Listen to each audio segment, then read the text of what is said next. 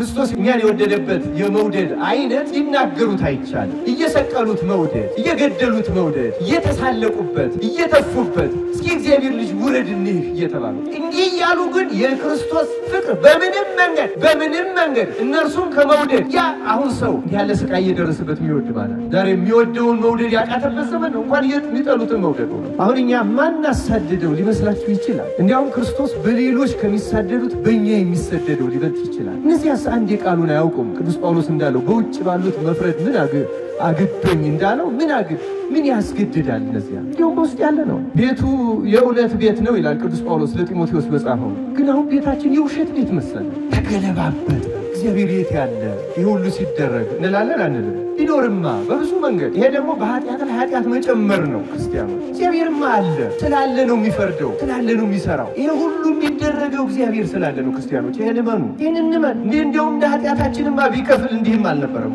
እንደ በደላችንማ ቢሆን እንደ ስልቂያችን ቢሆን ዓለም እንዳለችበት ቢሆን እንደዚህ መሰብሰብ ባልቻለ ነበር። እና በዚህ ጊዜ ስለ እውነት መነጋገር አለብን። እውነትን ስንይዝ ከእውነት ጋር ስንጓዝ ነው መጪውን ጊዜ የምንተርፈው። ዘመኑ የውሸት ዘመን ነው። ዘመኑ የቀጣፊ ዘመን ነው። ዘመኑ የጮሌ ዘመን ነው። ዘመኑ የአስመሳዮች ዘመን ነው። ዓለም ላስፈራራም አይደለም። አሁን ያለንበት ዘመን ትልልቅ ጥፋቶች ጣፍ ላይ ትልልቅ የጥፋት ድግሶች አፍንጫ ላይ እንደሆነች ብዙ አባቶች ቀድመው ተናግረዋል። ብዙዎቹ አሁን በየዓለም ያሉ ሊቃውንትና ቅዱሳን ወደ መጨረሻው ደርሰናል። ምሳሌ የአንደኛ ዓለም ጦርነት፣ የሁለተኛ ዓለም ጦርነት በግልጽ ትንቢት የተነገረባቸው ናቸው። ሶስተኛው ደጃችን ላይ እንደሆነ ብዙ ይናገራሉ። ብዙ ሊቃውንት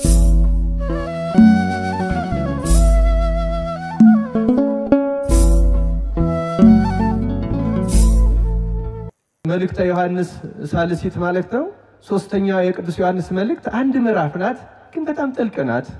መልሷን ካንብቤ በዚህ ላይ እንማራለን። እግዚአብሔር አምላካችን ምስጢሩን ለሁላችን ይግለጥልን። የማንኛውም መጽሐፍ ዓላማ ሰውን ወደ እግዚአብሔር ማቅረብ ነው። የማንኛውም ትምህርትም ዓላማ ሰውን ወደ እግዚአብሔር ማቅረብ ነው። በእግዚአብሔር አደባባይ አሽሙርም ስልቂያም ዋዛ ፈዛዛም በእውነቱ ክርስቶስ በመስቀል ላይ ሆኖ ከተሳለቁበት ያስቆጥር እንደሆነ ሲኦልም ያወርድ እንደሆነ እንጂ የሚጠቅመው ነገር የለም። ያንን አናደርግም። በእግዚአብሔር አደባባይ ላይ በክርስቶስ አደባባይ ላይ እርሱ በቆመባት አደባባይ ላይ ዮሐንስ አፈወርቅ በቆመባት አደባባይ አውደ ምሕረት ላይ አትናቴዎስ ቄርሎስ በቆሙባት ላይ ሌላ ልናደርግ የምንችልበት ምክንያት የለንም። ግን እውነትን የተመለከተ አለመማር ደግሞ ሁሉንም ማጣት ነው። ዛሬ በዚህ ምክንያት በዚህ ርዕስ የምንማርበት በዚህች መልእክት የምንማርበት ብዙ ምክንያት አለ። ትምህርት ውስጥ ስንገባ እናየዋለን። በዚህ ዘመን ክርስቲያኖች እኛ ራሳችን ክርስቶስን እንወቅሰዋለን ወይም እግዚአብሔርን እንወቅሰዋለን፣ ተጠያቂም ለማድረግ እንሞክራለን። እግዚአብሔር የት ያለ ይሄ ሁሉ ሲደረግ እንላለን አንልም? ቢኖርማ በብዙ መንገድ ይሄ ደግሞ በኃጢአት ላይ ኃጢአት መጨመር ነው። ክርስቲያኖች እግዚአብሔርማ አለ ስላለ ነው የሚፈርደው፣ ስላለ ነው የሚሰራው። ይሄ ሁሉ የሚደረገው እግዚአብሔር ስላለ ነው። ክርስቲያኖች ይሄን እመኑ፣ ይሄን እንመን። እንደውም እንደ ኃጢአታችንማ ቢከፍል እንዲህም አልነበረም። እውነቱ እንደ በደላችንማ ቢሆን እንደ ስልቂያችን ቢሆን ዓለም እንዳለችበት ቢሆን እንደዚህ መሰብሰብ ባልቻለ ነበር። በእውነቱ እግዚአብሔር በቸርነቱ ሁላችን ይቅር ይበለን። ላስፈራራም አይደለም። ዓለም ትልልቅ የጥፋት ድግሶች አፍንጫ ላይ እንደሆነች ብዙ አባቶች ቀድመው ተናግረዋል። አሁን ያለንበት ዘመን ትልልቅ ጥፋቶች ጫፍ ላይ ለምሳሌ ከ100 ዓመት በፊት እኛ ይሄ አሁን ቴዎድሮስ ይመጣል የሚለውን ትንቢት አንዳንድ ጮሌዎች ሌላ ድርጅት አቋቁመው ይነግዱበታል እንጂ ትንቢቱ ስለ ኢትዮጵያ የተነገረ ትንቢት አይደለም። ዓለም አቀፍ ነው። ሲጀምር ትንቢቱ ኢትዮጵያ ውስጥም አልጀመረም። በመጽሐፍ ተርጉመን አመጣ ነው እንጂ መነሻው ሮም ነው። እንደውም የመጀመሪያው ሳቤላ መጽሐፈ ሳቤላ እሷ ሮም ናት። እንደውም እሷ እንደነ በለዓም ቁጥሯ እንደነ ዘረደሸት ናት እንጂ አማኝም አልነበረችም። በእውነቱ ክርስቲያንም አይደለች። ግን እግዚአብሔር ገልጾላታል። እንደ ሰባ ሰገልን እንደገለጸ እሱ ለምን ለገሌ ታሳያለህ አይባልም። ለናቡከደነጾር ከሰለስቱ ደቂቅ ጋር አራተኛ አርገህ ወልደ እግዚአብሔርን እንደ አብርሃም ለምን አሳየው ብሎ የሚጠይቀው የለም። እግዚአብሔር ፈቃዱ ነው። ለፈርዖንም ህልም ያሳያል፣ ለናቡከደነጾርም ይገልጻል፣ ነነዌንም ይሰምካል። ኢየሩሳሌም ብቻ አይደለም፣ ፈቃዱ የሱ ነው። ፍጥረት ሁሉ ገንዘቡ ነው። ክርስቲያን ማያሳየው ያልገለጸለት የለም። በእውነቱ የሚያመካኝበትም እንዲያጣም ጭምር ነው። አንተ ለእስራኤል ብቻ እንጂ ለኛ ለምን መች ገለጥ መች እኛን ትንቢት አናገርክ መች ምስጋዌህን ገለጽክልን እንዳይሉት ይሄው ናቡከደነጾርንም እንዲያውም ናቡከደነጾር የተናገረው አንዱ ትልቁ መዝሙራችን እኮ በሱ አፍ ያናገረው መንግስቱ ዘላለም ወሙክናኒ ለትውልድ ትውልድ እኮ ናቡከደነጾር የተናገረው ዋና ቀለማችን መዝሙራችን አያደላ ፈጣሪ አያደላም ክርስቲያኖች እና ገልጾታል። ይሄን እንደው ከዚህ ከቴዎድሮስ ጋር ገናይቼ ዓለም አቀፍ ትንቢት ነው። ያ ብዙዎቹ አሁን በየዓለም ያሉ ሊቃውንትና ቅዱሳን ወደ መጨረሻው ደርሰናል። ምሳሌ የአንደኛ ዓለም ጦርነት የሁለተኛው ዓለም ጦርነት በግልጽ ትንቢት የተነገረባቸው ናቸው። ሶስተኛውም ደጃችን ላይ እንደሆነ ብዙ ይናገራሉ ብዙ ሊቃውንት። እና በዚህ ጊዜ ስለ እውነት መነጋገር አለብን። እውነትን ስንይዝ ከእውነት ጋር ስንጓዝ ነው መጪውን ጊዜ የምንተርፈው። ገና ብዙ ነገር ይጠብቀናል ክርስቲያኖች። እግዚአብሔር ትንቢትም የሚያናግረው ንስሐ እንድንገባ ነው፣ ለሌላ ዓላማ አይደለም። ትንቢት የሚናገሩ ሰዎች እንዲደነቁ አይደለም። በዚያም አሁን እንደሚደረገው አፈቀላጤዎች እንዲነግዱበትም አይደለም፣ እንዲያጭበረብሩበትም አይደለም። ሰው ንስሐ እንዲገባ ብቻ ነው የትንቢት ዓላማው። ስለ ክርስቶስ መምጣት፣ ስለ ቀዳማዊ ምጽአቱ፣ ከዚያ ስለ ደግም ምጽአቱ፣ ከዚህ ውጪ ያለው ለንስሐ ብቻ ነው ትንቢት። ስለ ክርስቶስ ከማስተዋወቅና ስለ ንስሐ ያልሆነ ትንቢት አይደለም። ዓላማው ሰውን ወደ እግዚአብሔር መመለስ ብቻ ነው። እግዚአብሔር ማስደነቅ ዓላማው አይደለም እንጂ እሱ እንዴት ያስደንቃል? እሱ ራሱ ድንቅ ነው በእውነቱ ክርስቲያኖች። እና ቅዱስ ዮሐንስ ወንጌላዊ ስለ እውነት ብዙም የተናገረ የጻፈም እሱ ነው። አሁንም በዚህች መልእክቱ እንዲህ ይላል። መልእክቱን ላንብባት። ሽማግሌው በእውነትን የለምወደው ለተወደደው ለጋይዮስ ወዳጅ ሆይ ነፍስህ እንደሚከናወን በነገር ሁሉ እንዲከናወንልህና ጤና እንዲኖርህ እጸልያለሁ ይላል። ወንድሞች መተው አንተ ይላል በእውነት እንደምትሄድ ስለ እውነትህ ሲመሰክሩ እጅግ ደስ ብሎኛልና ልጆቼ በእውነት እንዲሄዱ ከመስማት ይልቅ የሚበልጥ ደስታ የለኝም። ወዳጅ ሆይ ምንም እንግዶች ቢሆኑ ለወንድሞች በምታደርገው ሁሉ የታመነ ሥራ ትሰራለህ። እነርሱም በማህበር ፊት ስለ ፍቅርህ መስክረዋል። ለእግዚአብሔር እንደሚገባ አድርገህ በጉዟቸው ብትረዳ መልካም ታደርጋለህ። ከአሕዛብ አንዳች ሳይቀበሉ ስለ ስሙ ወጥተዋልና። እንግዲህ ከእውነት ጋር አብረን እንድንሰራ ርዕሳችን ይሄ ነው። ከእውነት ጋር አብረን እንድንሰራ እኛ እንዲህ ያሉትን በእንግድነት ልንቀበል ይገባናል። ወደ ቤተ ክርስቲያን ጻፍ። ዳሩ ግን ዋናቸው ሊሆን የሚወድ ዲዮጥራጢስ አይቀበለንም።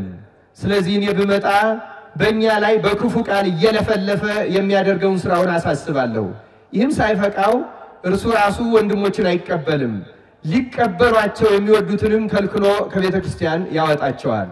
ወዳጅ ሆይ በጎ የሆነውን እንጂ ክፉን አትምሰል። በጎ የሚያደርግ ከእግዚአብሔር ነው፣ ክፉን የሚያደርግ ግን እግዚአብሔርን አላየውም። ለዲሜጥሮስ ሁሉ ይመሰክሩለታል፣ እውነት ራሷም ትመሰክርለታለች። እኛም ደግሞ እንመሰክርለታለን፣ ምስክርነታችንም እውነት እንደሆነ ታውቃላችሁ። ልጽፍልህ የምፈልገው ብዙ ነገር ነበረኝ፣ ዳሩ ግን በቀለምና በብር ልጽፍልህ አልወድም። ነገር ግን ወዲያው ላይ ተስፋ አደርጋለሁ፣ አፍ ለአፍም እንነጋገራለን። ሰላም ላንተ ይሁን። ወዳጆች ሰላምታ ያቀርቡልሃል፣ ወዳጆችን በስማቸው እየጠራ ሰላምታ አቅርብልኝ ይላል። ስለ ቃሉ የእግዚአብሔር ስሙ የተመሰገነ ይሁን። ይቺ መልእክት ለምን ዓላማ እንደተጻፈች ባጭሩ አስቀድሜ ልግለጽ። ይቺ መልእክት የተጻፈችው እንደሰማችሁት ዲዮጥራጢስ የሚባል በቅዱስ ዮሐንስ ወንጌላዊ ዘመን የነበረ አንድ የቤተ ክርስቲያን መሪ ቤተ ክርስቲያኒቱን እሱ የሚመራትን ቤተ ክርስቲያን በስሩ ያለችውን ቤተ ክርስቲያን ከቅዱሱ ከወንጌላዊው ከቅዱስ ዮሐንስ መሪነት ገንጥሏት። ልክ አሁን በዚህ በእኛ ዘመን እንዳለው ታውቃላችሁ። የኛ ዘመን ቤተ ክርስቲያን የምትከፋፈልበት ዘመን ነው። ይህን የምንማርበት መሰረታዊ ምክንያት ይሄ ነው። አንዳንዱ ሰው በዚህ ዘመን ብቻ የተጀመረም ስለሚመስለው የሚደነግጥ አለ። ብዙ ሐሳቦች አሉ። መሰረታዊ አንዱ ምክንያት ነው እና ዲዮጥራጢስ ከቅዱስ ዮሐንስ ከ12ቱ ሐዋርያት በእድሜ ረጅም የኖረው በምድር ላይ ቅዱስ ዮሐንስ ነው። ከሱ ነው የገነጠላት። ቅዱስ ዮሐንስ እንግዲህ ምክንያት የምናገኝለት አባት አይደለም። በአባትነቱ በቤተ ክርስቲያን መሪነቱ ክርስቶስ የሚወደው የተባለለት ነው። ፍቁረ እግዚ ጌታ የሚወደው። ጥያቄ ልጠይቃችሁ፣ ጌታ የማይወደው ሐዋርያ አለ እንዴ? እንኳን የማይወደው ሐዋርያ የማይወደው ሰው አለ?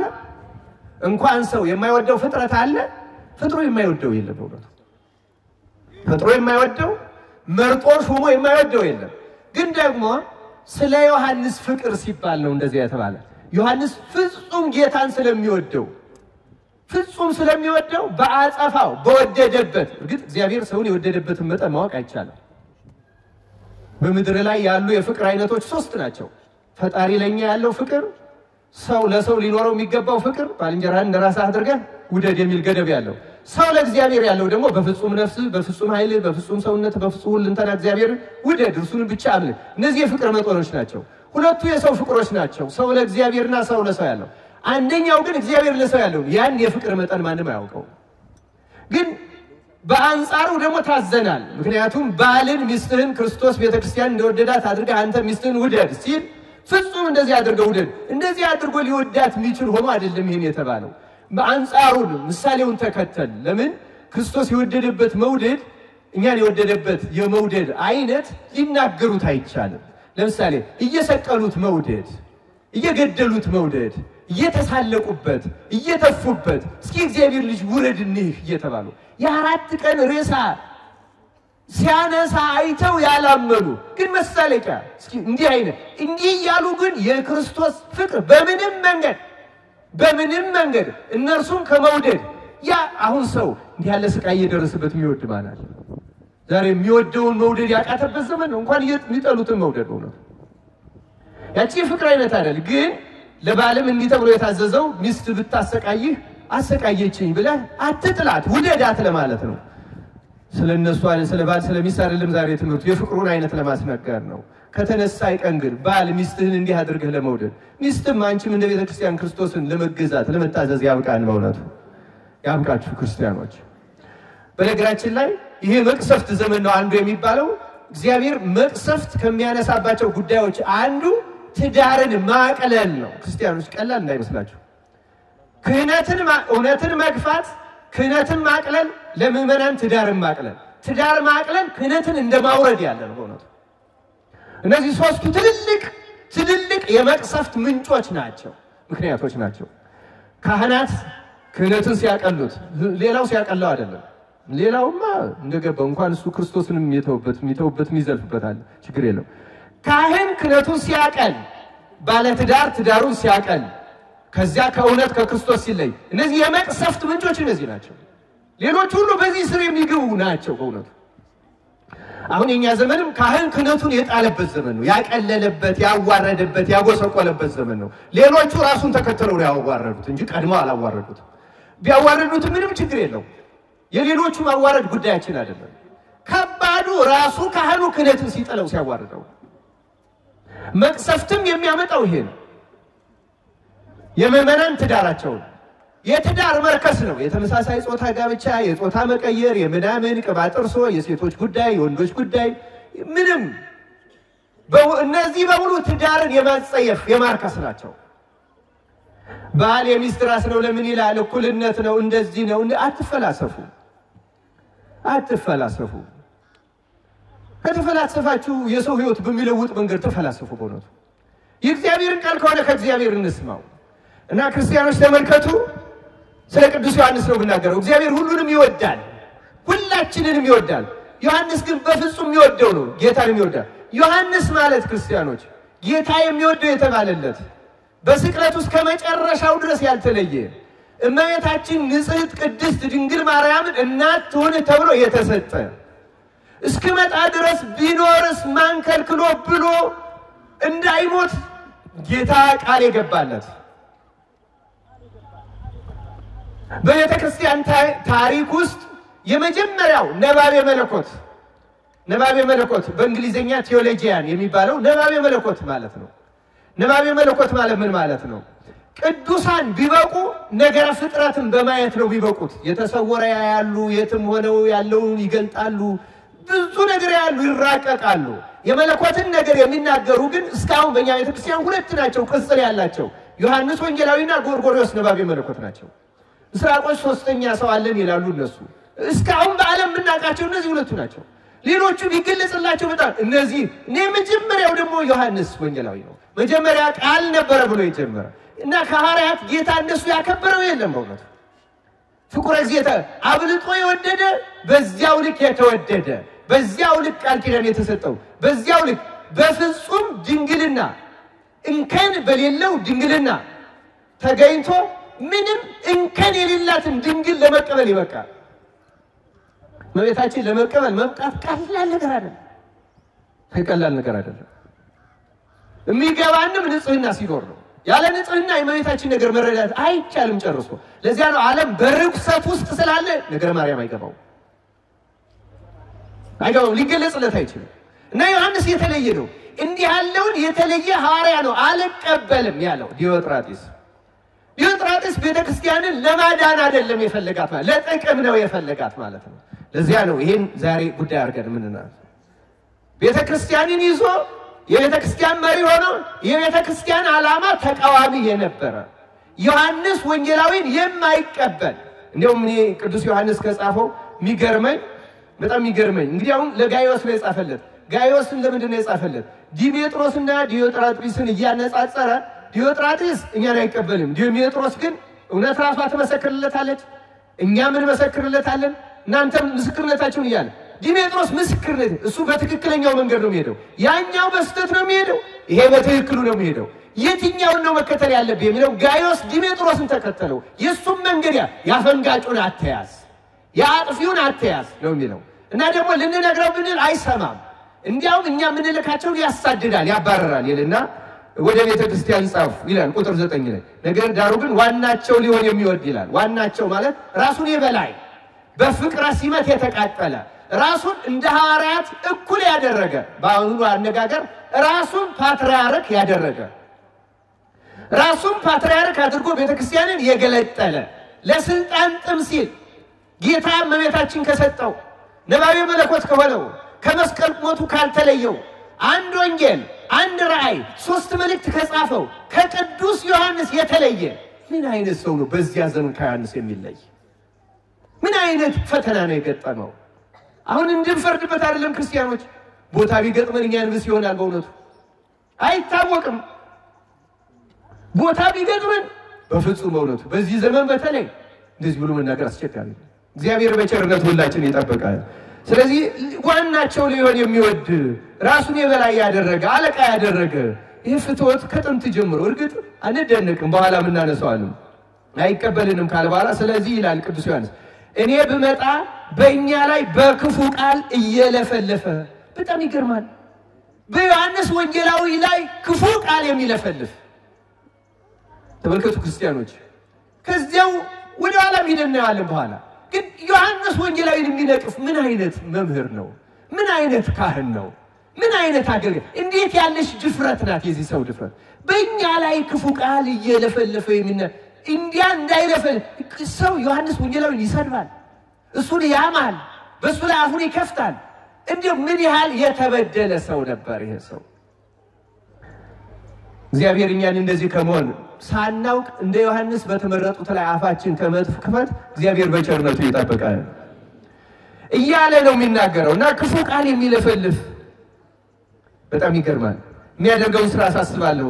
ይህም ሳይበቃው ይላል እሱ ራሱ ወንድሞችን አይቀበልም፣ ሊቀበሏቸው የሚወዱትንም ከልክሎ ከቤተ ክርስቲያን ያወጣቸዋል። እና ዮሐንስን የሚቀበሉት እውነተኛ ቤተ ክርስቲያን የሚቀበሉ ስርዓቷን የሚቀበሏትን ደግሞ ያባረራል። ጥፋተኛ ናችሁ እያለ ይሄ ከዚያ ዘመን ጀምሮ እስከ ዛሬ ድረስ ዘልቋል በእውነቱ። እና ይሄ የኛ ዘመንም በዓለም ላይ በእኛ ቤተ ክርስቲያንም አለ በዓለም ላይ ለምንድን ነው አሁን እኛ እንግዲህ 6 ዓመት ሆነን ለ20 ምናምን ዓመት በሁለት ሲኖዶስ ተከፍለን ኖረን ነበረ። አሁን ደግሞ አዲስ እንዲሁ ተከፍሎ እየጀማመረን ነው። ሁኔታዎች ቢያመቹ ወደ ብዙ ሁሉ ልንከፋፈል እንችላለን። ምክንያቱም ስልጣን የማይሻ ለራሱ ስልጣን ሲል ምዕመናንን አንዱ በፖለቲካ አሳቦ አንዱ በተበድያለሁ አንዱ በቋንቋ አንዱ በተለያየ ምክንያት ክርስቲያኖች ማንንም የመንቀፍ የማነወር ፍላጎት የለኝም። ሕያው እግዚአብሔር ምስክሬ ነው። ግን ጾራችንን መንቀስ አለብን ነው። ይሄ ችግር እኛ ብቻም አይደለም ያለው። አሁን ዩክሬን ጦርነት ውስጥ ያለችው ሀገር እንዲሁ ከሁለት ተከፍላለች። ፖለቲካው ሚከፍላት አዲስ ሲኖዶስ አቋቁሞላታል እና በዓለም ያሉ አብያተ ክርስቲያናት ጮኸዋል። እውነተኛውን ሊቀ ጳጳስ የሀገሪቱን ርዕሰ ሊቀ ጳጳስ አስሮ አይናቸው እስኪጠፋ ድረስ ደብድቧቸው ነበር። አሁን ቅርብ ጊዜ ገዳማቸውን በከተማው ጥንት ልክ እንደኛ እንደ አክሱም ያለ መነሻ የነበረውን ገዳማቸውን ቀማ፣ መነኮሳቱን አሳደደ፣ ብዙ ነገር አደረገ እና ሊቀ ጳጳሱን ግዞት 5 ዓመት ፍርድ ቤት ፈረደባቸውና ከዚያ በኋላ ለምንድን ነው የመሰላችሁ ይሄ ሁሉ የሆነው? የዩክሬን ቤተክርስቲያን ሲኖዶሷ የራሽያ ነው፣ የሩሲያ ነው። ሩሲያና ዩክሬን ደግሞ ጦርነት ላይ ናቸው እና የዩክሬን መንግስት ምንድነው የሚለው? ሩሲያ ጦርነት ከፍታ እየወጋችን ተገንጠል ራስህን ቻል ነው። የዩክሬን ጳጳሳት ደግሞ የሚሉት በፖለቲካ ምክንያት ጸብና ጦርነት ቢፈጠርም ቤተክርስቲያንን እንደ ፖለቲካ መገንጠል አይቻልም። ቀኖና የሚባል አለ። ብድግ ብሎ ፓትርያርክ አይኮንም። ብድግ ብሎ ሲኖዶስ ማቋቋም አይቻልም። ተነጥለን ብንለይ እንኳን በስርዓት ነው አናደርገው። መንግስት ደግሞ ካልተለየህ እንደ ጠላት ያይሃለው። ይህ ነው አሁን የዩክሬን ያለው። በዓለም እንዳለ እንድታውቁት ነው። ለማታውቁት ብዙዎቻችሁ ልታውቁት ትችላላችሁ። እና ሊቃነ ጳጳሳቱ የተማሩ ስለሆነ በፖለቲከኞችን ደግፈን አንገነጠልም። ሃይማኖት ፖለቲካ አይደለም። በዘር ምክንያት ቤተክርስቲያንን አንከፍልም። የተማሩ ስለሆነ የኛማ ደጋፊ ተገኝቶ ነው እንደ 10 በወርና በእጅ ነበር። በእውነቱ ቀሌና አይደለም እንድንሳለቅ የኛን አባቶች እንንጠላም አይደለም። ግን እውነት ተገፋች፣ እውነት ተሰደደች፣ ተጠላች። ክርስቶስ ተጠላ። ወንበር፣ ጥቅም፣ ስልጣን፣ ገንዘብ ዓለምን አጠፋው። እንደው በዚህ በስቅለት ዕለት ለይሁዳ ወልዶ ወልዱ ይደምሰስ የምንለው ራሱ እንዴ እንደገና ተገለበጠ እንደሚያሰኝ ነው። እንዴ ይበዝሁ ወይ ተባዝሁ የተባለ እኮ ነው የሚመስለው። ሳንሆን ስለምንረግም ይመስለኛል የበዛብን። ሳንሆን ስለምንረግመው በልማድ ሳንነጻ ስለምናደርገው ይመስለኛል። እንዴ ይላል እኮ ሲራክ መጽሐፈ ሲራክ ይላል ኃጢአት እየሰራ እክህደከ ሰይጣን የሚል ሰው ራሱን ይረግማል ይላል። ሲራክ እንደዚያ ነው የሚለው። እክህደከ ቢሉት ራስን ነው ይላል። ራስን ነው በነገር አሁን የይሁዳ ራሳችን ነው የምንረግምበት። እንደዛ ነው የሆነብን። እየደረሰብን ያለው እንደዛ ነው። እንደዛ ነው እየሆነ ያለው። እግዚአብሔር በቸርነቱ ይቅር ይበለን ክርስቲያኖች። እና እኔ የዩክሬኑ ሊቀ ጳጳስ ተረዱን አሉ ወጥተው። በሚዲያ ነው የሚያየሁት፣ በሌላ መንገድ አይደለም። ክርስቲያኖች ተረዱን፣ ቀኖና የሚባል አለ። ይሄ ምዕራቡ ሚዲያ ያንጋጋዋል። ምን ይላል? ቀኖና እናንተ እንደምታስቡት አይደል፣ እንደዚህ አይደለም። ማን ይስማቸው? የራስን ቻል። አረ ራስን መቻል አይደለም፣ አብሮ የመጽደቅ ነው። እንደ ጎጆ መውጣት የሚባል የለም በሃይማኖት። ቢናገሩ ማን ይስማቸው? በጭራሽ 5 ዓመት ተፈርዶባቸው ገዳሙን ተቀብተው ሩቅ 40 ኪሎ ሜትር ከመንበራቸው አውጥተው ባዶ ቤት አጋዛቸው። እዛ በሌሊት ደብዳቤ ልኮ ቅጥቅጥ አርጎ አስደበደባቸው ሊቀ ጳጳሱ። ይገርማቸዋል። አይናቸውን ሰርጀሪ ተሰርተው ሲወጡ ጋዜጠኛ ሂዶ እስኪ ምን ይላሉ ብሎ ጠይቃቸው። በመደብደቦት ምን ተሰማዎት ሲላቸው ኃጢአተኛ ስለሆንኩ ይገባኛል አሉት። አቤት መንፈሳዊነት! አንዳንድ ጊዜ ያስቀናል በእውነት። እኛ ብንሆን ከዚህ ወገን ስለሆንኩ ከዚህ ዘር ስለሆንኩ ነገሌ እንዲህ ያሉ ሰዎች መጥተው ደበደቡኝ ነበር ምን ነው። መንፈሳዊ ሰው እንደዚህ አይደለም፣ ይቀበላል። እኔ ኃጢአተኛ ስለሆንኩ ይገባኛል ነው። ኃጢአተኛ ስለሆንኩ ይገባኛል ለማለት ያብቃን አምላካችን ነው። እና ክርስቲያኖች ከጥንት ጀምሮ ይሄ መከፋፈል አለ። ግን እንድታውቁት ነው፣ እንዳትረበሹ። የሚያስፈልገን እኛ ምንድነው ካልከው ለጋ መጓዝ ነው። ዛሬ የምንማረው እሱ ነው። በእውነቱ መቅድሙን ያበዛውባችሁ ይመስለኛል። ግን ትንሽ ታሪክ መናገር ፈልጋለሁ። ይሄው በሐዋርያት ዘመን ነበር። ወደ ኋላ ለምን አንሄድም? ወደ ኋላ ብንሄድ እኮ መጀመሪያ አመጽና ተከፍሎ የጀመረው ሳጥናኤል እኮ ነው። በሰማይ እኮ ነው የተጀመረው። ተከፍሎ የጀመረው ገና በሰማይ ነው። ክርስቲያኖች መደነቅ የለብንም። በማንኛውም ጊዜ ይፈጸማል። በማንኛውም ጊዜ ይሆናል። መደነቅ የለብንም። እኛ የሚጠበቅብን ምንድነው? ወገን ፍለጋ አይደለም፣ የሀገር ልጅ ፍለጋ አይደለም። እኛ የምንፈልገው ማን ነው? የምንፈልገው ርዕሳችን ተናገሩ። ማን ነው የምንፈልገው? እውነትን ነው የምንፈልገው። በቅጥነት ህሊና እውነትን መፈለግ ቀላል አይደለም። በእኛ ዘመን በእውነቱ በጣም ከባድ ነው። የኛ ዘመን የእንትን እጂ መጽሐፈ ነገሥት ላይ ያሉትን የዘማ ሴቶች ታሪክ ነው የሚመስል። መጽሐፈ ነገሥት ቀዳማዊ የሶሎሞን ጥበብ የተገለጸባቸው 2 ዘማ ሴቶች ነበሩ። በአንድ ቤት ይኖሩ ነበር። እርግጥ በትርጉማን የምዕመናን ምሳሌዎች ናቸው ብለዋል። በአንዲት ቤተክርስቲያን ውስጥ ይሄ አለ ብለው ሲሉ እውነትም ነው። እና እነዛ ዘማ ሴቶች በ3 ቀን ልዩነት ልጆች ወለዱ ይላል። ከወለዱ በኋላ ቀድማ የወለደችው መጽሐፈ ነገሥት ቀዳማዊ ምዕራፍ 3 ቁጥር 16 ላይ ቀድማ የወለደችው ልጇን ተኝታበት በሀገራችን አነጋገር አፍናው ይባላል ሞተባት። ሲሞትባት ቀድማ ከእንቅልፏ ስለነቃች ስታይ የሷ ልጅ ሞቷል። የሞተ ልጇን አንስታ ለዚያችኛው አስታቅፋ የዚያችኛውን ያልሞተ ልጅ ወስዳ ታቀፈች። ጧት ያችኛው ስትነቃ የሞተ ልጅ ታቅፋለች። ስታየው የሷ አይደለም። አይ ይሄማ የሞተው የኔ አይደለም ያንቺ ነው አለች። አረ የኔማ የያዝኩት ነው የኔ አይደለም። ግን ተመልከቱ ገና በ3 ቀን ነው የፈጸመው። የ3 ቀን ሕፃንን የየትኛው ልጅ መሆን መለየት ይቻላል? ይቻላል ወይ? ይኸው ከባዱ ነገር ይሄ መለየት ከባድ ሆነ። ወደ ሶሎሞን ሄዱ። የኛ ዘመን እውነት እንደዚህ ናት ክርስቲያኖች። ልክ እንደነዚህ እውነትና ሐሰቱ መለየት በጣም ከባድ ነው። እንደ ሶሎሞን እንደ ዳንኤል ሶስናን ባዳነበት ጊዜ እንደው እንደዚያ የረቀቀ ጥበብ የጸጋ እግዚአብሔር የተሰጣቸው ካልሆነ በቀር በዚህ ዘመን ሚዲያ ሰምታችሁ ምናምን ሰምታችሁ እውነት መለየት ከባድ ውሸት ነው። ወደምናደላለት ነው እንጂ ምንስማማው እኛ ልቡናችሁ እውነቷ ግን በጣም ከባድ ናት። ለዚያ ነው ሶሎሞን ሲጨንቀው ምን አለ? ታሪኩን ታውቁታላችሁ። ሄደው ተካሰሱ እና ያቺ ልጇን አፍና የገደለችው የኔ ነው አለች። ያቺኛዋም የኔ ነው ለውጣብኝ ነው አለች። እንዴት አድርጎ ይለዩ? ይሄ ዘመን እኮ እንደዚህ ያለ ነው ታውቃላችሁ። ይሄም እንደዚህ ነው ይላል፣ ያ እንደዚህ ነው ይላል። በጣም ከባድ ዘመን። ክርስቲያኖች የእውነት አምላክ ክርስቶስ እውነትን ግለጸልን በሉት። በእውነት እሱ እውነት ነው፣ እሱ ጥበብ ነው። ከልቤ ነው የምነግራችሁ። እግዚአብሔር ምስክሬ ነው። ለዚህ ሰው ከልቡ እውነትን ከፈለጋት እግዚአብሔር በማናውቀው መንገድ እውነትን በልቡናችን ውስጥ ያሳድራታል፣ ያለብማል፣ ማስተዋል ይሰጣል፣ ይገልጻል፣ ምልክት ይሰጣል። እውነትን ካልሆነ መለየት በጣም ከባድ ነው። እንደነዚያ ሴተኛ አዳሪ ልጆች በጣም ሶሎሞን ግን እግዚአብሔር ጥበብን ሰጠው ሊያስከብረውም ስለሆነ። ስለዚህ ሰይፍ አምጡልኝ አለ። ሰይፍ አምጡልኝ። ሰይፍ መጣለት። በቃ ይሄን የተረፈውን ሕፃን ከሁለት ሰንጥቁትና አንዱን ክፋይ ለአንዷ ስጥ አለ። የዚህ ጊዜ ልጇን ቀድማ የገደለችውና የለወጠችው እሺ ንጉሥ ወይ ይከፈል አለች። አሁን ይቺ ፍትህ ፈላጊ ትመስላለች ስታዩት።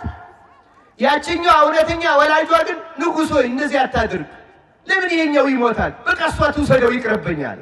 ሶሎሞን ልጁ የማን እንደሆነ አወቀ አላወቀም? በቃ ይሄ ይከፈል ያለችው እናቱ አይደለችም። በነገራችን ላይ እንደዚህ ናቸው። መጀመሪያ እውነት የኔ ነው ብለው ሐሰተኞች ይከራከራሉ። በኋላ ግን ተመልከቱ ፍርድ ሲመጣ እንደዚህ ያለ ሶሎሞን በጥበብ ነው የፈረደው።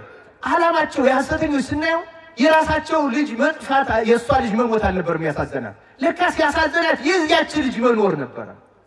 ለዚያ ነው ይገደል ያለችው። ከእንዲህ አይነት የቅናትና የመቀኝነት በሽታ እግዚአብሔር ይፈውሰን።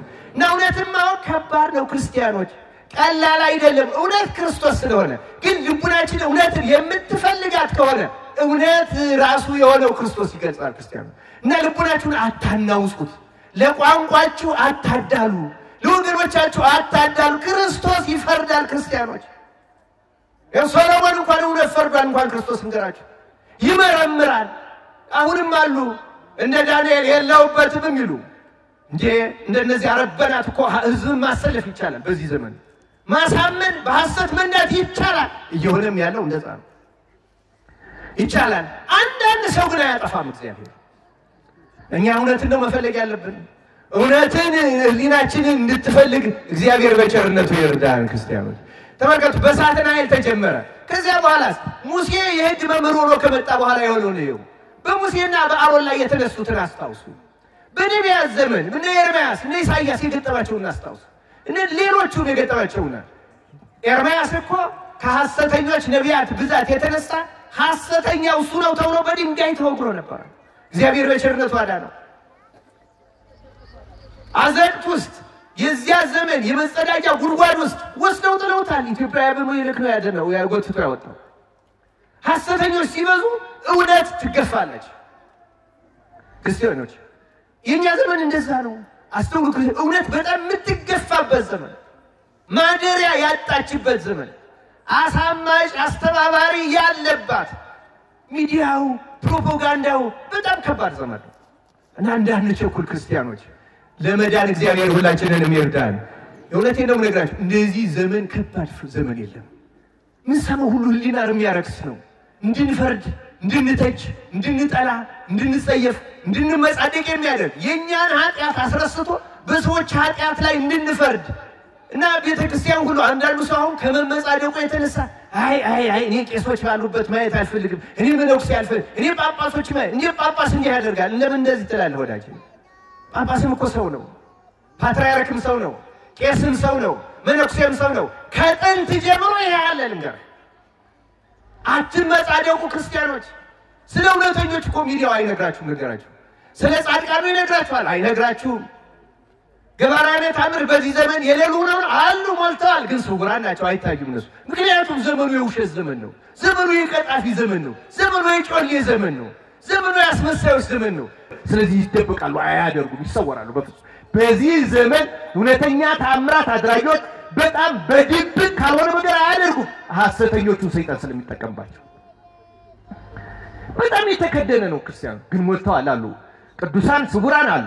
እውነት ይሄ እውነት ነው። በኢትዮጵያ አስደናቂ ቅዱሳን ዛሬም አሉ። በእውነት ምናልባት ከየትኛው ዘመን የማያንሱ ቅዱሳን አሉ። ማን ያውቃቸዋል? ክርስቶስ ያውቃቸዋል። የሚያውቃቸውም ሰዎች ይኖራሉ በነገራችን ላይ አሉ። ምክንያቱም ከዘመን እግዚአብሔር ተሰውሮ አያውቅም ከየትኛውም ዘመን። ግን መምረጥ ማወቅ አማኝ ማለት እውነትን አጥብቆ መፈለግ እና በየዘመናት ለምሳሌ በቤተ ክርስቲያን መከፈል ታሪክ ልንገራችሁ። በሮማ ካቶሊክ ቤተ ክርስቲያን በፖፕ ላይ ፖፕ ወይም በፓትርያርክ እየተሾመ 41 ጊዜ በታሪካቸው ተከፋፍለው ያውቃሉ። ይሄን ታሪክ ሰምታችሁ ታውቃላችሁ? 41 ጊዜ እንደው የኛ ብቻ ምናምን አሁን ካቶሊክ በዓለም ላይ አንድ ፖፕ ነው ያላት። አንድ ፖፕ ነው ያላት የትም ሀገር ሆኖ። እንዲያውም 14ኛው ክፍለ ዘመን ላይ ለ40 ዓመት በጣም የከፋ ክፍፍል ደርሶባቸው ነበር በታሪካቸው። ለምን በአንድ ወቅት 4 ሰዎች ፖፕ ሆኑ። 4 መጀመሪያ ከሁለት ተከፈሉ። ከዚያ ህዝቡ ሌላ እነዚህ ሁለቱም ሐሰተኞች ናቸው፣ ሌላ ንጹህ እንምረጥ አሉና ሶስተኛ ሌሎች መረጡ። አይሄኛውም አይሆንም አሉና 4 መረጡ። በ4 ተከፍላ 40 ዓመት ተወዛግበዋል። እነሱ እንደኛ አንድ ሀገር አይደሉም፣ በጣም ብዙ ሀገር ናቸው። ያኔ አውሮፓ በሙሉ ካቶሊክ ነው የነበረው፣ ፕሮቴስታንትም ገና አልተፈጠረም ነበር። ስለዚህ የየሀገሩ መንግስት ፍላጎት የተለያየ። ያኔም ለመጣላታቸው ምክንያት የሆነው በታሪካቸው ሮማውያን ነበሩ ፖፖች የሚሆኑ። ለመጀመሪያ ጊዜ የፈረንሳይ ዜጋ ፖፕ ሲሆን የሀገሩ ልጆች 138 ካርዲናል ሾመ፣ ሌሎቹን አግልሎ። መቼም ዘረኝነት የማያመጣው በሽታ ነው። መንበሩንም ከሮማ አንስቶ ፈረንሳይ ውስጥ ወሰደው። ያኔ ሮሞች ሌላ ሾሙ። ይሄንን ሁለቱንም ደግሞ የጣሉ ሶስተኛ አራተኛ። በኋላ ግን እኔ የማደንቀው ታሪካቸውን ማነሳው በአንድ ነገር ስለምደነቅ ነው። የፈረንሳይ፣ የጣሊያን፣ የጀርመን፣ የእንግሊዝ፣ የቤልጂየም፣ የስዊድን የጠቅላላ የዚህ ሀገሮቹ የተለያዩ ሀገሮች ሆነው መንበራቸው ፓፓቸው አንድ ስለነበረ አራቱንም አስረው ይዘው በቀኖናው መሰረት የሚሄድለትን አንዱን ሶስቱን አሰሩና አንዱን ለቀው በአንድነት አጸኗት። ግን ይሄ ውዝግብ 40 ዓመት ፈጅቶባቸዋል። የመጀመሪያው በፖፕ ላይ ፖፕ የተሾመ የሚባለው ግን የኛ ሊቃውንት ሊያስደንቅ ይችላል። አቡሊዲስ ነው። እኛ በሃይማኖት አበው የምናውቀው አቡሊዲስ በኋላ ታርቆ ለቀደመው እንትን ሰጥቶ እሱም በኋላ እንደገና በስርዓቱ ተሾሞ በሰማዕትነት አንገቱን በድንጋይ እንትን አስረው ባህር ያሰጠሙትና በሰማዕትነት ገድሉን የፈጸመ ጻድቅ ነው። ምን አመሰግነው። የመጀመሪያው በፖፕ ላይ ፖፕ የተሾመ ግን በታሪክ አቡሊዲስ ነው። ወጣቱ ጉግል አድርጋችሁ ማየት ይችላል። ሂፖሊተስ ብለ በእንግሊዘኛ the first anti pope ነው የሚለው የመጀመሪያው በታሪክ ከጥንት ዘመን ጀምሮ ነበር። ክርስቲያኖች በእኛ በእስክንድርያ መንበር የማዕት ጊዜ ሆኗል። በአንጾኪያ መንበር በተለይ ታሪክ ብታጠኑት ደነገ። ስለዚህ ክርስቲያኖች በኢትዮጵያ ብቻ የሆነ አድርጋችሁ አትወሰዱ። የመጀመሪያ የዛሬው ትምህርት ዓላማ ይሄን ማስረዳት ነው። እግዚአብሔር እውነቱን እንድንረዳ በቸርነቱ ያግዘን። ይሄን ስል እኛ ብቻ አይደለም የተጎዳ ነው የበደል ነው አይዟችሁ እያልኩ በስህተት ለማጽናናት አይደለም፣ ግን እውነት ነው፣ የታሪክ አካል ነው። ይሄን እውነት ማወቅ አስፈላጊ።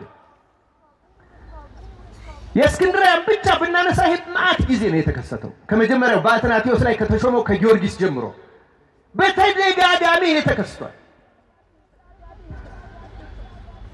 በዮሐንስ አፈወርቅ ላይ ሌላ ተሾሟል በተደጋጋሚ ዮሐንስ አፈወርቅ ተሰዶ በዚያው ነው የሞተው የቤተ ክርስቲያን ታሪክ ብናየው ያለ ታሪክ ያስተምረናል ታዲያ ከመጽሐፍት ታሪክ እንደዚህ ከሆነ ክርስቲያኖች ታሪክ እንደዚህ ከሆነ ክርስቶስ ቤተ ክርስቲያን ሲመሰርታት ይሄ መሆኑን ወደፊት ይሄ እንዲህ ያለ ችግር እንደሚነሳ አስቀድሞ ክርስቶስ ያውቃል አያውቅም ሲጠይቃችሁ ያውቃል አያውቅም ካወቀ ምን አስተማረን አሁን የኛ ጥያቄ ይሄ ነው እውነትን ከእውነት ጋር እንስራ ነው አይደል ክርስቶስ ስለ ቤተ ክርስቲያን ምን አስተማረን እስኪ ክርስቶስ አሁን እስከ ዕለተ ምጽአት ስላለችው ስለ ቤተ ክርስቲያን እንዲህ ያለ የስልጣን ግብግብ እንደሚገጥም በተለያየ ምክንያት የሚከፋፈሉ ሰዎች እንደሚነሱ በመሪዎች ምክንያት ጥፋት እንደሚደርስ አመጻ እንደሚፈጽም እንዲህ ያለ ነገር እንዴት ይሄን አውቆ እንዴት ሳይነግረን ሊሄድ ይችላል ነግሮናል ወንጌሉን ቀስ ብሎ ማየት ነው የማቴዎስ ወንጌል ምዕራፍ 13 ጀምሮ የዘሪው ምሳሌ ስናየው ምንድነው የሚነግረን ዘሪ ሊዘራ ወጣ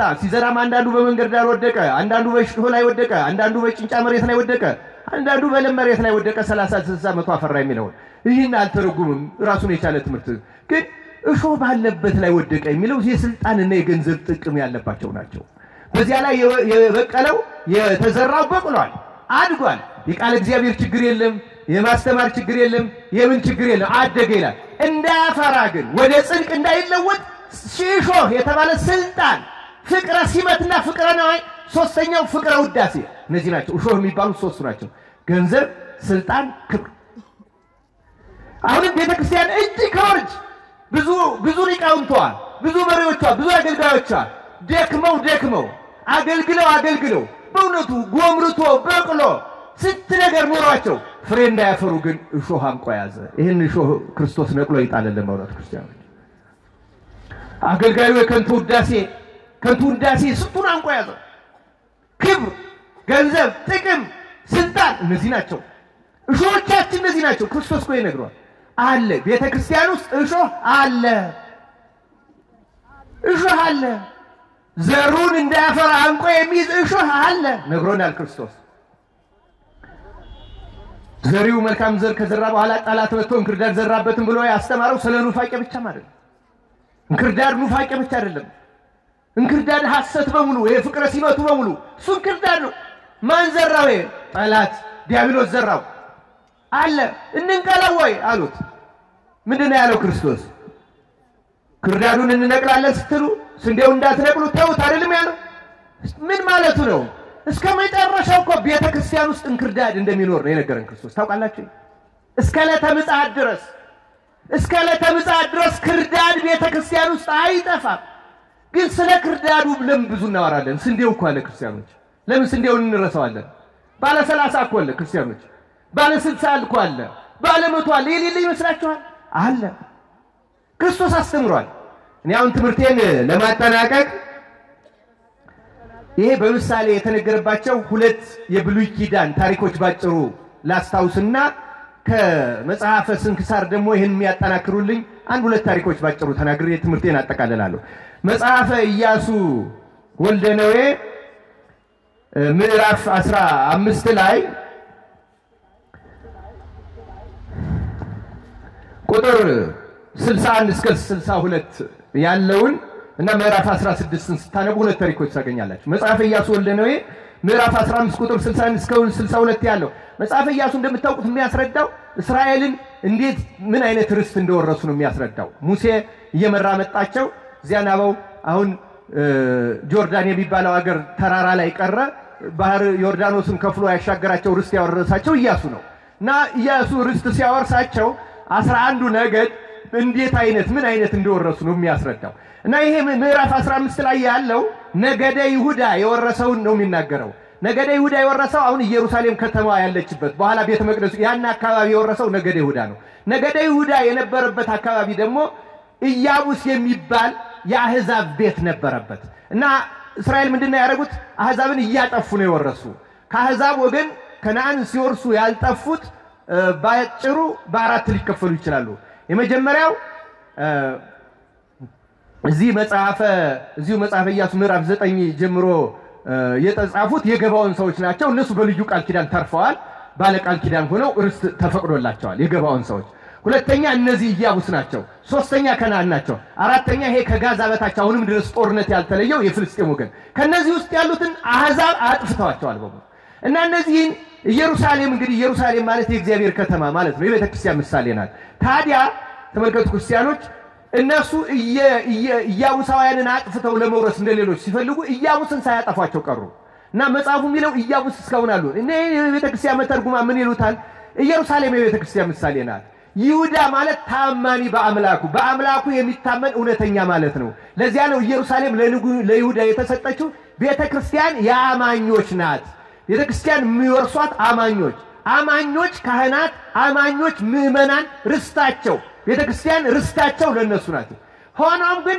ኢያቡስ ደግሞ አይጠፋባትም ኢያቡስ ማለት የተፋውን የሚልስ የረከሰ ማለት ነው ይላሉ እንዴው የእግዚአብሔር ቃል የማይገባው ይላል የማን ቃል የማይገባው ተመልከቱ ይሁዳ ማለት ታማኒ በአምላኩ ነው ኢያቡስ ማለት የእግዚአብሔር ቃል የማይገባው ማለት ነው የተፋውን የሚልስ የረከሰ በጣም ጉስቋላ ማለት ነው እና ይሄን የቤተክርስቲያን ሊቃውንት ሲተረጉ ምን ይላሉ ቤተክርስቲያን እንደ ይሁዳ ታማኒዎች ብቻ አይኖርባትም ጻድቃን ብቻ አይኖርባትም አማኞች ካህናት አማኞች ጳጳሳት ብቻ አይኖርባትም እንደ ኢያቡስ የእግዚአብሔር ቃል እንኳን የማይገባቸው አገልጋዮች ይኖርባታል ይላል ተመልከቱ ክርስቲያኖች ይሄ በጣም አስተማሪ ነገር ቤተክርስቲያን የሁሉም ናት እንደውም የክርስቶስም መጨረሻ የተናገረውን አመጣዋለሁ እዚሁ ማቴዎስ 13 ላይ ያለው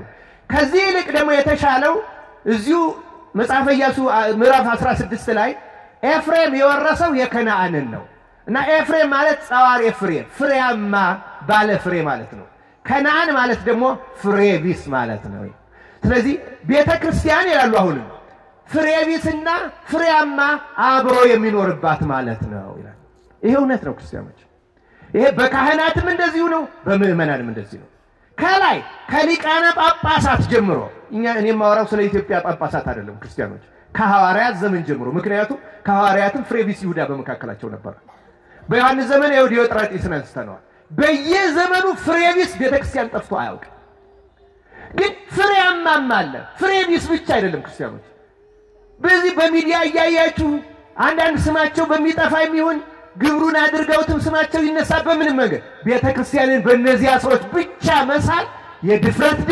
የኃጢአት ክርስቲያኖች ልክ ነው ቤተክርስቲያን ውስጥ ፍሬ ቢሶች አሉ ልክ ነው ቤተክርስቲያን ውስጥ ኃጢአተኞች አሉ ልክ ነው ቤተክርስቲያን ውስጥ አሳቶች ይኖራሉ ግን ፍሬያማዎች አሉ ፍሬያማዎች ታማኒዎች አማኞች ጻድቃን ትሁታን ተጋዳሊዎች ሞልተዋል ቤተክርስቲያን እነዚህን አታውቅ በምንም ይሄማ ማለት ቤተክርስቲያን የክርስቶስ አካል መሆኗ ተቋረጠ እንደ ክህደት ነው የራሱ ክርስቲያን በምንሰማው ክፉ ነገር ይበጠብጣል ይረብሻል ምን ያህል ጥሩ ነበር ባንሰማ ምን ያህል ጥሩ ነበር እንደዚህ ያለ ነገር ባይፈጠር ምን ያህል ጥሩ ነበር እንዲህ አይነት ነገር ባይከሰት እውነታውን ግን አንለውጠው ክርስቶስ ያለው ይሄ ነው መጽሐፍ የሚነግረን ይሄ ነው ይሄ ፍሬያማና ፍሬ ቢሱን የሚያስረዳ እንግዲህ የስንክሳር ታሪኮችን ተናግሬ ትምህርቴን አጠቃልላለሁ በቤተክርስቲያናችን በስንክሳር ሊቃውንቱ የሚያነሱት በዚህ አሁን እየተረሳ ባለው ወቀቦሙ ጸሎቱም ላይ የማይቀረው የሚነሳው በጽኑ አማላጅነቱ